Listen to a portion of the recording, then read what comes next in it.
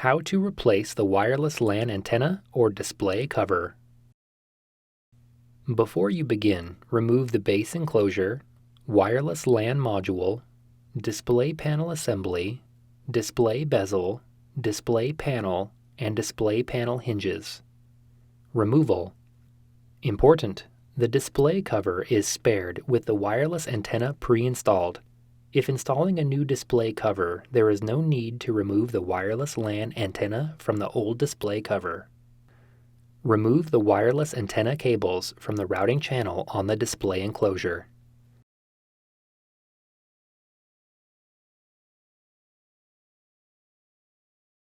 Peel back the metallic tape that secures the left wireless antenna to the display enclosure. Remove the left wireless antenna transceiver from the display enclosure. Peel back the metallic tape that secures the right wireless antenna to the display enclosure. Remove the right wireless antenna transceiver from the display enclosure.